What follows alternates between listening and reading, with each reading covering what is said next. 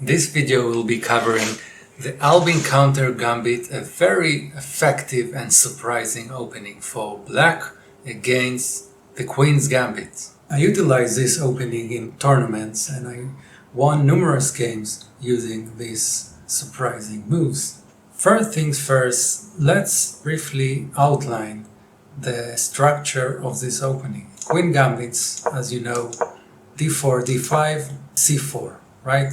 Pressuring the center. When he takes, then you don't take here, because then he will just trade and you lose the opportunity to castle. You move forward. Then you have a different setup by, controlling here. You have lots of opportunities to develop a nice attack with the black pieces, which is not an obvious thing to do. So the first thing you should know about this opening is a very nice trick. You can put a lot of players, even strong ones, into this trap. So I will show you how it goes in a real life online chess I had against some opponents in Blitz, Albin Counter-Gambit, and here d5. This is not a good move. It seems logical, this is why a lot of players will play that, but you can punish white on the spot with a nice trick. Bishop b4, check, and then if you go with a bishop to protect, then you take with your pawn here. So, and then if he takes, you don't take the queen yet, you continue and take the pawn, check. You can't take back, because then you take his queen. And if he moves, you are threatening this, right? But you don't want to do it right now, because then he just simply block you and then white is winning. So what you want to do here is take the knight, but instead of placing a queen, you need a knight here. And then check. And then if he takes with the rook, now you have the check to expose attack on the queen. Now let's assume that your opponent is aware about this nasty trick and he will pick one of the main line. Knight f3, which is one of the main line. Just a caveat, a3 right away is also a possibility, and then you have to respond right away with a5. And then we're back to the main line with a bit different moves order and setup, but the same idea. But let's focus now on the main line.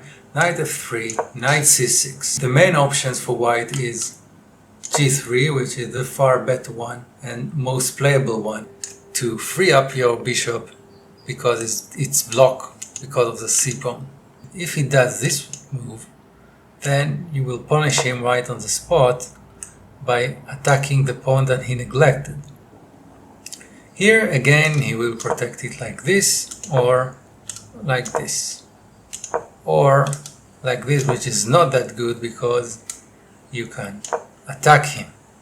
So here he will do, let's say, something like this, and then you'll do this.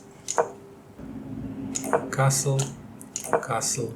And now you should do that, because if you come here and then making a pressure here, and then you can move on your pawn here protected by the knight, also an option. You can also choose to do that and even take with the pawn just to bring this rook or this rook to control the file against his king, or taking with this, with the idea. So what I like to do in response to a3 is either f6 as I show you, or over again a5 to prevent it in the first place. So there you keep the pressure. This is the approach I take in this line. And then if he comes here, you can prevent it over here, like Stockfish did in another variation. If you then go here, okay, now you can't develop your bishop over here because he doesn't have this one. And he didn't come here to threat this double attack because you have this pawn here and you can prevent it in the first place. Okay, So in this line I like better this. And then f6, because if you develop this bishop, you are more likely to prefer castling the king side. You already develop this bishop, so you need to be consistent in chess. This is a general rule, not to waste the order of development. So then if you take something like that, and then you attack here.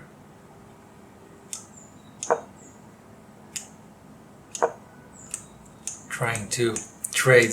He will most probably protect the pawn with this pawn or with this. And here you have several ideas. Let's say he does it. You can either move forward your queen and in order to exchange the bishop, his strong bishops, or do a move like this. So this is one of the lines against the a3 that I prefer. Either f6 right away or first a5. This is my recommended variation. You can also do this idea to make a pressure here, and if you go here, each one with its own ideas, and just then go here. So it's a bit different. So g3 we saw, a3 we saw. Now knight d2 with the idea to come here and double attack, triple attack the pawn. Then my preference is a5. This is the best move, but I don't like this approach. And all the idea by the gambit, to my standpoint, is keeping the pressure against the main idea of the queen's gambit. So what you do here is a5, knight b3, or moving back to the traditional way. Let's see what about knight b3. Here you have check, and then at this point you don't want to exchange and you won't want to run away. You can't run away, but you can keep it here because it blocks the triple attack on this pawn. So in the meantime you can either bring your bishop here, or now to do f6, or interesting move coming here with your queen, and now you can bring your queen here and you have counter attack on here, when if he takes then you can take here, because now if you take here then you can take here, and then you take with a knight.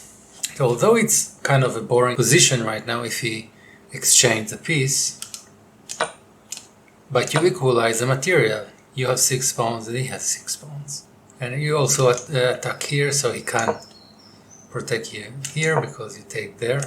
So he has to do here, and then you go back, and here it's kind of equal, even you are slightly better. And if he takes, you take here. Material wise, white's slightly better. However, you are better because of the position. You bring on your rook. One note on another option, e3 here, right? Not g3, not knight d2, and not a3, which are the 3 main lines for white. e3. It's not that awful as I showed you in the trick right away before the knights came in, but still it's bad, because if then you just punish him with check with a bishop, and if you protect, whether it is with a knight, bishop, you just take here, and if you take here, you just exchange queens, then take back here, and his pawn structure. Now let's briefly see other possibilities in the main line that he could do. What about bishop to f4, which is not that recommended, but it could be. Seems logical, right? So my idea is there are many approaches. You again can do this and here to attack both the bishop and the pawn, which is considerably good. However, again, my approach, you can either do check force him to come back or move here, and then now he's pinned, so he could not move here.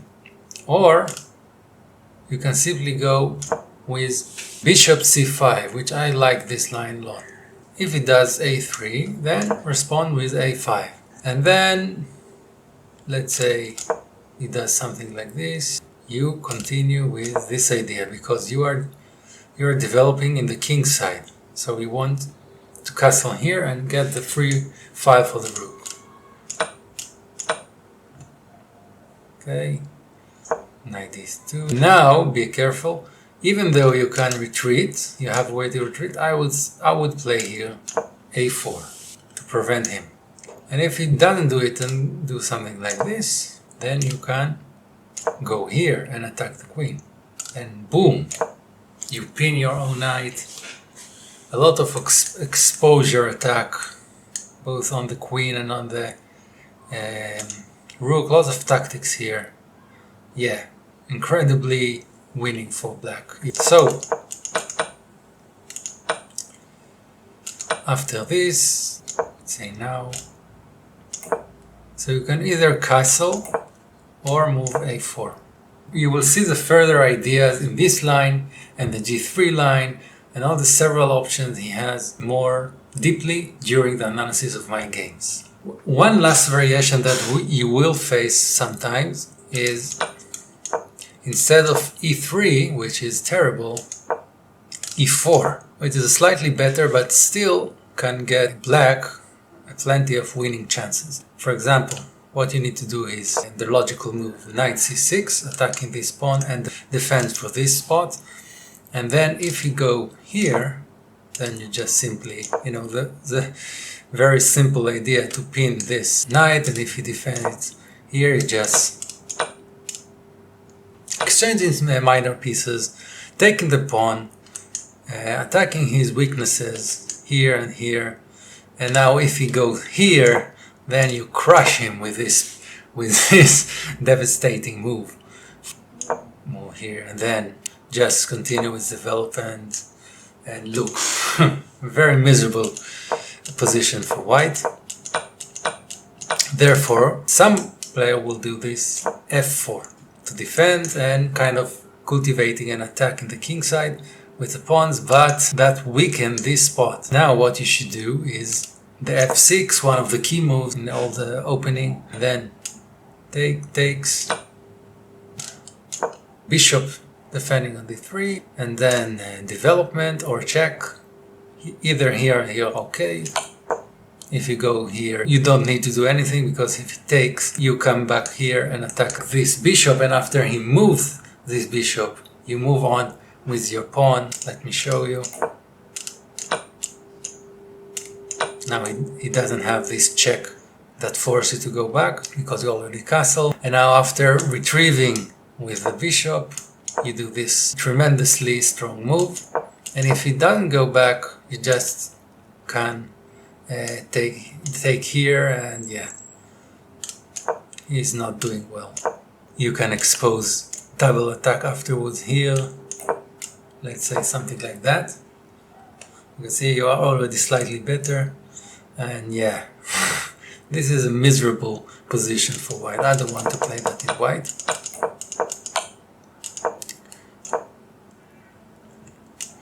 So check is slightly better than bishop c5. Maybe do something like this to reinforce the protection over this pawn. Then you castle, and then knight f3. And then you can do something like this, taking advantage of his weaknesses here in this spot. And now this can be very nasty for white, because if he goes here, then you go here and yeah, take the rook. And if not, yeah, that is, here you just simply even go back here. So if not a3, let's something like this. You're using his weakness. Now, what about the other variations? What happens if the opponent doesn't want to take here? Counter-gambit decline. Okay, let's say he goes here. Okay, then you can knight c6, putting the pressure here. And then if he takes, you can move forward, or you can take by yourself. Something like that.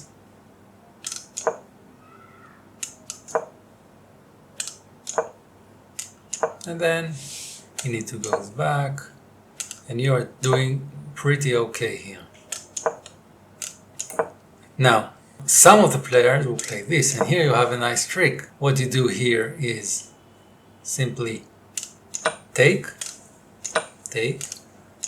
knight c6, threatening the queen, and now if you take, then bishop e6, offering trades, you accept the trade, and now you have all the file open. Let's see, go here, yeah, you see you're threatening checkmate.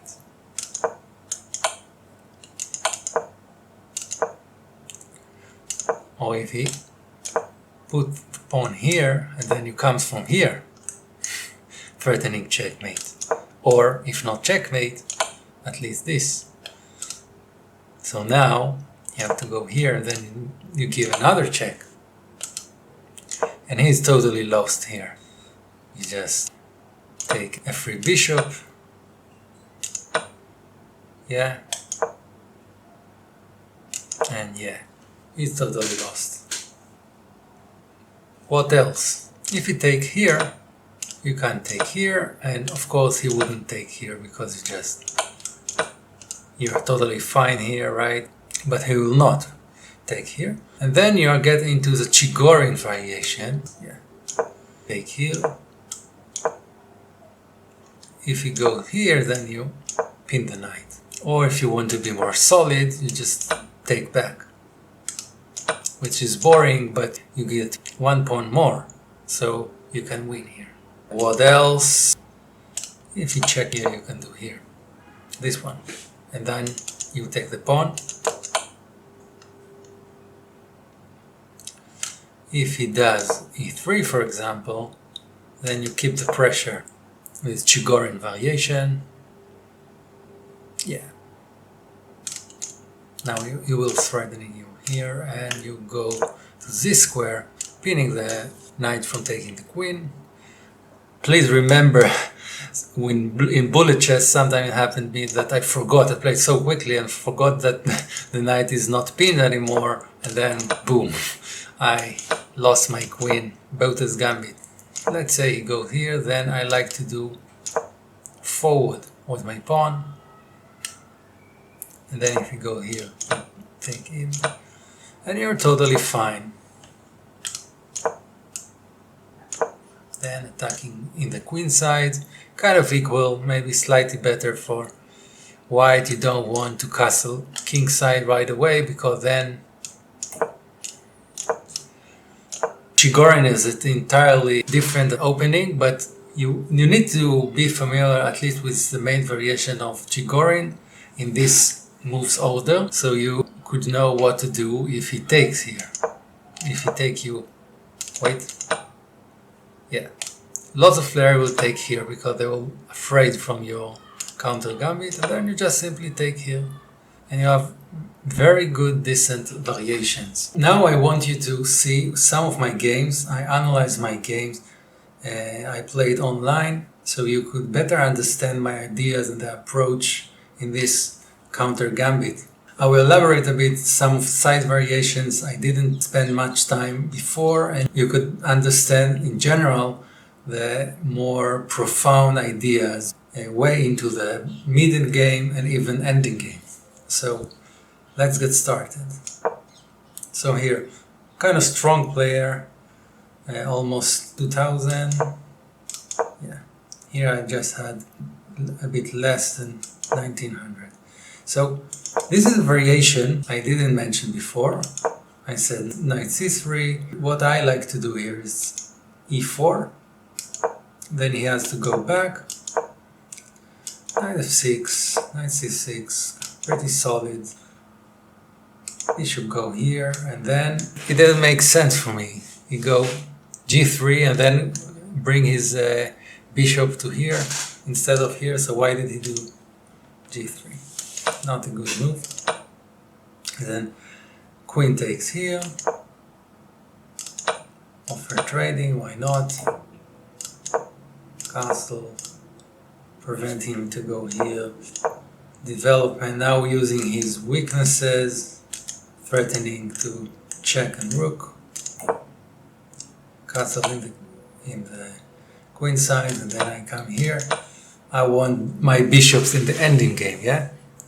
If you are an advanced player, you already know that 2 bishops are better than 2 knights, and even 1 knight and 1 bishop. So remaining your bishops to the end, it's very wise idea to do. So king to b1, knight c5, another bishop. That was a huge blunder for me. I was far better, not far better, but I was kind of equal. And then I made the mistake. This was a huge mistake, because all this pawn structure, now he can move forward and with tempo to take my pieces. But even though I still won, and you see how take, go here.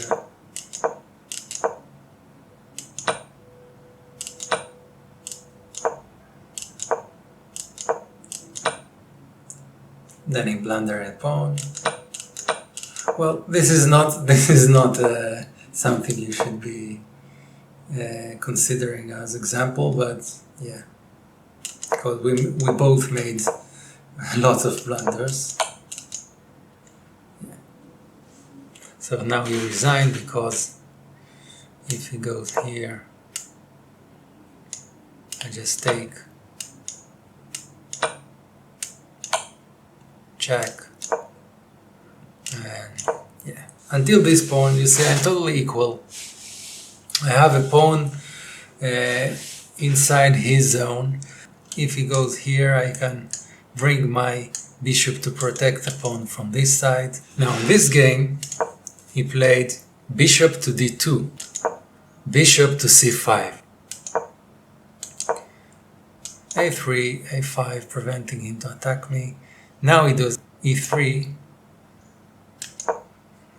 bishop g4, and now see the move. I liked, this is a move, this kind of move I do a lot in Blitz chess. They somehow protecting all the attempts I have, and then boom, I bring him this one, and it's very unpleasant for white, because now I'm taking here. This is protected both by the queen and the knight, and pinning here, he can't protect the... For now he's going to lose. Check. Yeah, I don't care about this. If you take here, you know, you just can move here. Here, yeah, here I blundered a bishop. I want you to understand the approach until there's these blunders, which don't say anything, right? Yeah. So yeah, he took here, and still I can take here and there, and I'm okay. Even though he's up in material, I'm still fine, and somehow won because of the position of the queen here. You can see. Now I'm coming from behind the scene here. He's all with all these pieces is over there. The rook is not playing at all. And here, even though he is a bit better in material, because he has 2 pieces for 1 rook, right? But I have pass pawn, and I have all this attack with the queen here, so I'm totally winning here. And then I have mate. And if he protects me here, then I do mate here. Not mate, but up in material, because I take here, and then here, and then here, and then mate. And if you go here to give a space for his king, I just take here, and then bring with me back all the material, and I'm totally winning. Let's go to the next game. Now we are in rapid. This time we'll not find any blunders, or minor errors I made. So stronger player. Here I have better rating because it's rapid. C4, E5, D4, knight F3, main line. Now he does this. Now I prefer to do that. I know I said this one, but at this point I chose to play F6, which is also considerably solid for black. For now A5, B3. Now we can see after you do a B3 and letting go for his knight to go here, then I can easily place my bishop here. He's very strong now, this bishop. Now bishop B2, castling, G3. There's no idea in this opening. The two rooks are controlling these two open files, which is tremendously strong for black. It can bring you on in a lot of tactical positions. You will see. Here I'm attacking the E2 pawn. Yeah, threatening to take and win a material. And now he has to go back, because if you go here, then he's weakening this spot, and then I can do exposure check and then taking here, which is devastating for white, right? He's all crumbling down here. Or if you go here, if you go here, I just simply take with check and then go to trade the bishops. So let's go back to the game. So here he does this one, and here, and then he went back with a knight, which is pretty solid to do, and then continuing with the attack in the king side, A5. He should have played in this positions. You have to stop me to moving forward and ruin white structures, but he didn't do that. Okay, so I maneuver my knight in the center to push, to force him to trade.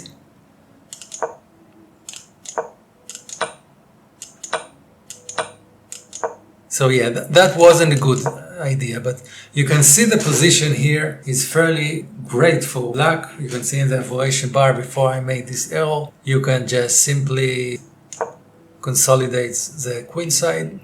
Black is better, and after error it's not that important. We can still win because it's quite complicated for white. I'm down a pawn here, but I'm still okay because, yeah. And checkmate in 2. Right, if you go here, mate. So that's it. I hope you enjoyed this video. If you did, please hit the like button. If you're interested in more chess videos, I will publish sometimes chess videos, me playing chess or other things. So if you haven't seen my last video about the knight switch defense, which is super effective and surprising, as you can see, I like this kind of approach. With the black pieces against e4, quit all the lines and go to knight c6, and yeah, totally ruin his prep, especially in online game. So check it out here. This entire channel is more about entrepreneurship, YouTubing and blogging, and if that may interest you, you should subscribe, of course. And that's it. See you in the next video, and bye for now.